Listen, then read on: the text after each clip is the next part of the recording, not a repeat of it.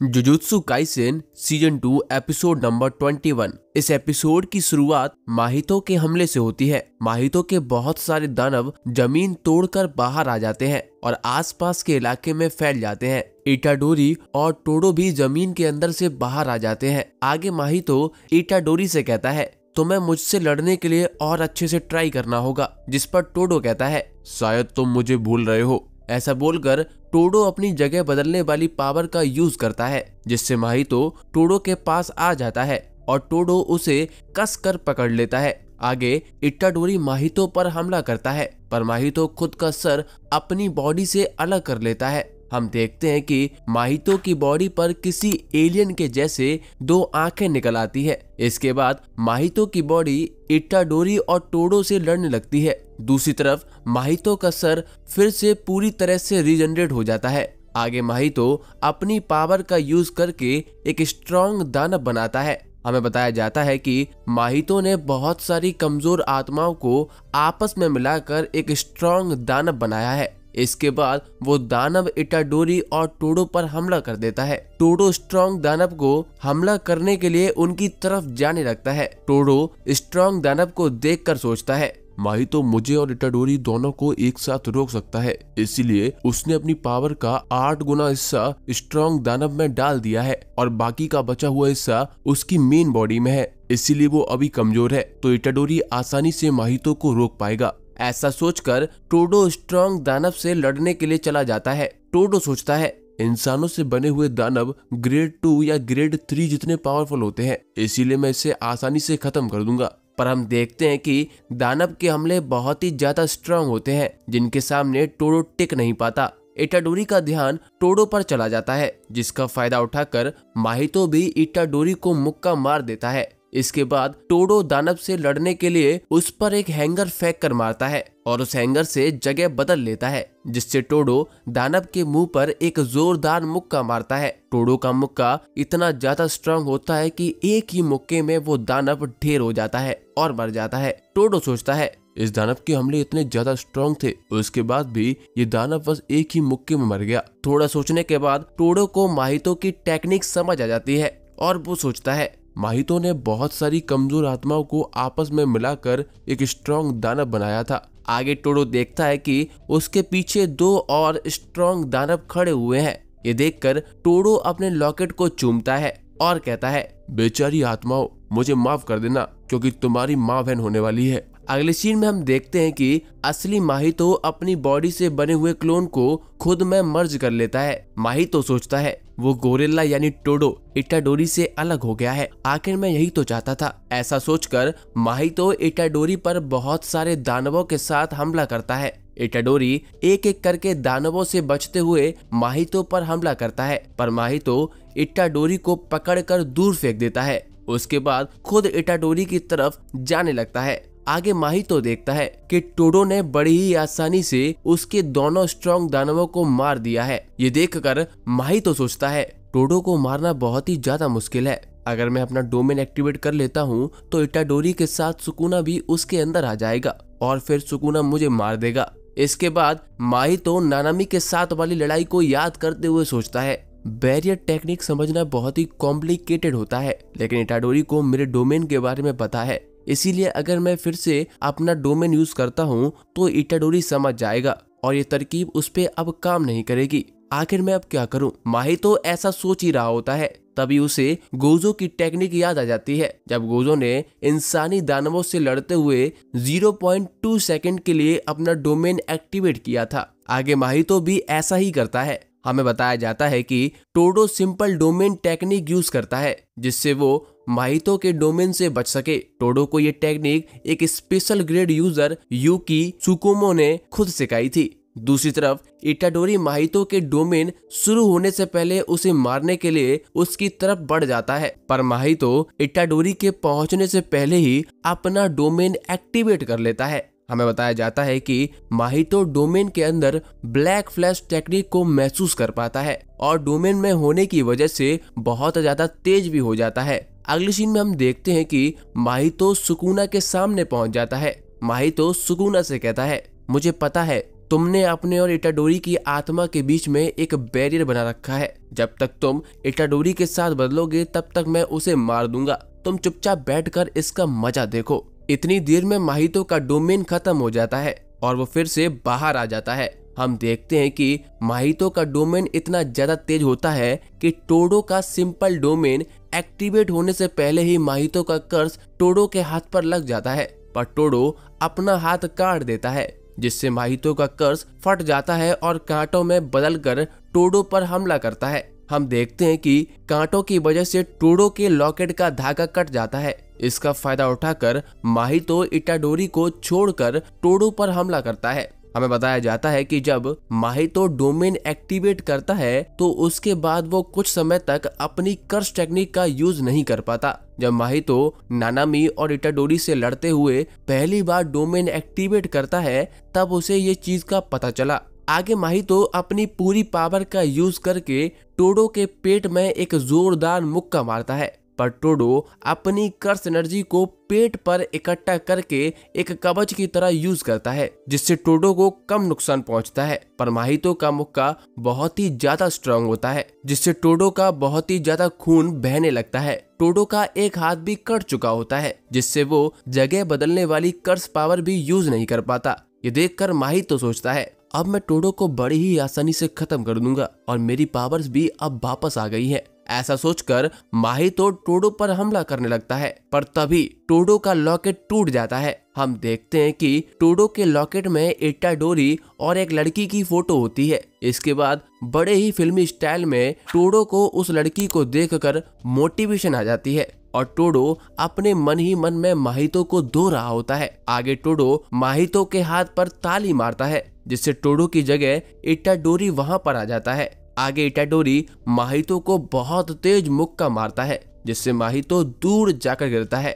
हम देखते हैं कि माहितो को छूने की वजह से टोडो के दूसरे हाथ की हथेली भी जल जाती है।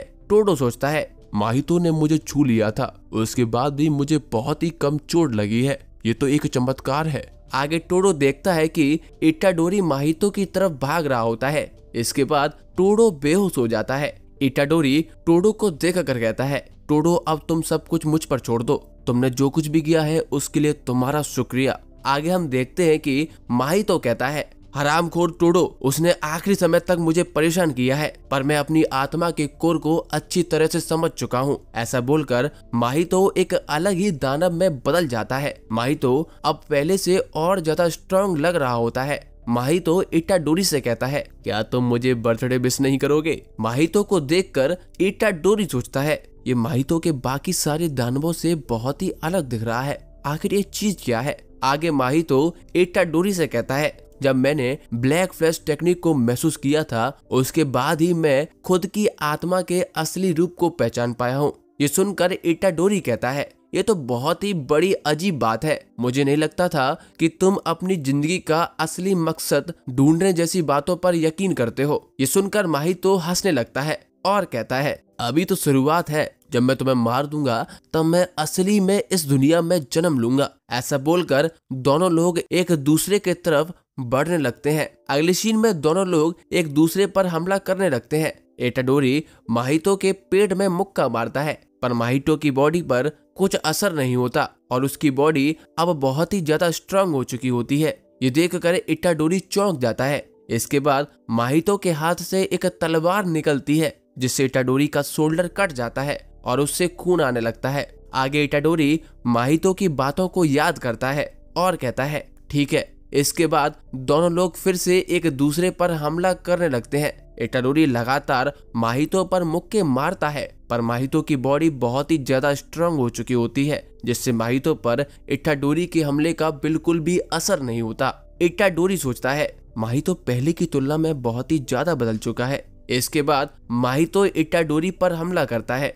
इटाडोरी बड़ी ही मुश्किल से माहितो के सामने खड़ा हो पा रहा होता है। आगे माहितो इटाडोरी का चेहरा पकड़कर उसे जमीन पर बहुत तेज मारता है, जिससे जमीन टूट जाती है और दोनों लोग गटर के पानी में गिर जाते हैं। इटाडोरी सोचता है अगर मुझे माहितो को हराना है तो मुझे ब्लैक फ्लैश टेक्निक को पूरी पावर के साथ यूज करना होगा। हमें इसके साथ ये भी बताया जाता है कि कोई भी सोर्सरर ब्लैक फ्लैश टेक्निक को कंट्रोल के साथ यूज नहीं कर सकता है। इटाडोरी माहितो पर हमला करने की सोच ही रहा होता है, पर तभी उसका एक पैर कांपने लगता है। आगे हम देखते हैं कि माहितो इटाडोरी पर हमला करने के लिए आगे बढ़ रहा होता है, पर तभी उसको एक झटका लगता है जिससे उसके हाथ की दोनों तलवारें टूट जाती है। माहितो सोचता है डोमेन एक्टिवेट करने के बाद इटाडोरी ने जब मुझ पर हमला किया था ये उसी का असर है। दूसरी तरफ इटाडोरी अपने पैर को शांत करने की कोशिश कर रहा होता है। ये देखकर माहितो कहता है हम दोनों अभी भी एनर्जी से भरे हुए हैं,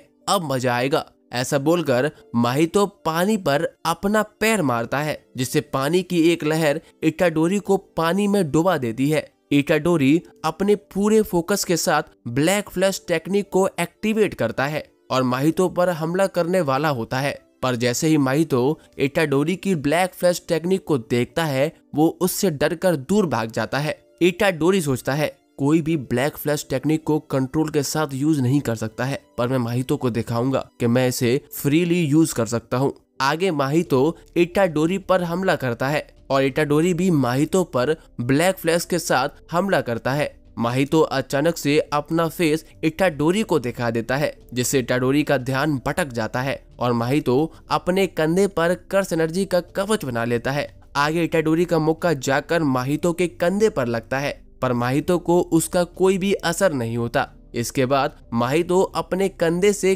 कर्स एनर्जी का कवच हटाकर इटाडोरी पर अपने नुकीले सींग से हमला करने वाला होता है। तभी उसे इटाडोरी के मुक्के का असर होता है। ये देखकर माहितो चौंकते हुए सोचता है क्या इटाडोरी ने ये जानबूझकर हमले का असर लेट होने दिया। अगले सीन में हम देखते हैं कि टोडो वहां पर आ जाता है। टोडो माहितो से कहता है सुन बे गंदे नाली के गंदे कीड़े, एक ताली आत्माओं की ललकार है। ऐसा बोलकर टोडो अपने कटे हुए हाथ से ताली बजाता है। ये देखकर माहितो डर जाता है कि कहीं उसकी पोजीशन फिर से चेंज ना हो जाए। आगे टोडो कहता है मेरा हाथ कट गया है इसीलिए मेरी कर्स टेक्निक भी अब काम नहीं करेगी। माहितो टोडो की बात में खोया होता है। इसका फायदा उठाकर इटाडोरी ब्लैक फ्लैश टेक्निक का यूज करके माहितो को एक बहुत ही जोरदार मुक्का मारता है जिससे माहितो के मुंह से खून बहने लगता है और वो बहुत ही दूर जाकर गिरता है। हम देखते हैं कि माहितो अपने पुराने रूप में वापस आ जाता है। माहितो देखता है कि उसके पास इंसानी दानव भी खत्म हो जाते हैं जो उसने मुंह में छिपा कर रखे थे। तभी वहां पर इटाडोरी भी आ जाता है। इटाडोरी माहितो से कहता है तुम सही कह रहे थे, मैं तुम्हारे जैसा ही हूँ। मैं इस बात को बिल्कुल भी मानना नहीं चाहता था, पर अब मैं बस तुम्हें मारना चाहता हूँ। अगर तुम फिर से किसी नए कर्स के रूप में जन्म लोगे मैं उसे भी मार दूंगा। तुम चाहे अपना नाम बदल लो या रूप बदल लो, मैं तुम्हें जिंदा नहीं छोड़ूंगा। मुझे इसके लिए अब किसी भी कारण की जरूरत नहीं है। इटाडोरी की ये बात सुनकर माहितो बुरी तरीके से डर जाता है। इटाडोरी आगे कहता है शायद मेरी मौत के कई सालों बाद ये चीज सही लगे, पर अगर मैं एक नुकीला हथियार भी होता तो मैं बस सभी कर्सेस को तब तक मारता रहता जब तक मैं बेकार नहीं हो जाता। इस लड़ाई में मेरा बस यही मिशन है। आगे हमें दिखाया जाता है कि चारों तरफ बर्फ गिर रही होती है और माहितो डर कर इटाडोरी से बचकर कुत्तों की तरफ भाग रहा होता है। हमें ऐसा दिखाया जाता है कि माहितो एक खरगोश है और इटाडोरी खरगोश का शिकार करने वाला भेड़िया है। जैसे ही ये खरगोश भागते हुए चोटिल होकर गिर जाता है वैसे ही माहितो भी भागते हुए गिर जाता है। माहितो अपने पीछे देखता है तो उसे इटाडोरी एक शिकारी भेड़िए के जैसे दिखाई देता है। धीरे धीरे करके इटाडोरी माहितो के पास आ जाता है। माहितो इटाडोरी से बचने के लिए छटपटाने लगता है और अपने आसपास की बर्फ इटाडोरी पर फेंकने लगता है। इसके बाद इटाडोरी माहितो को एक किक मारता है जिससे माहितो दूर जाकर गिरता है। माहितो रैंक कर वहां से भागने की कोशिश भी करता है पर उससे कुछ फर्क नहीं पड़ता। तभी वहां पर नकली गेट्टो आ जाता है। माहितो सोचता है कि नकली गेट्टो उसे बचा लेगा। ये सोचकर माहितो नकली गेट्टो से उसे बचाने के लिए भीख मांगने लगता है और इसी के साथ ये एपिसोड खत्म हो जाता है। दोस्तों बताइए क्या माहितो बच पाएगा? क्या गेट्टो माहितो को बचाएगा? असल में जिन्होंने मांगा पढ़ी है उन्हें सब पता है, इसीलिए किसी को स्पॉइल ना करें।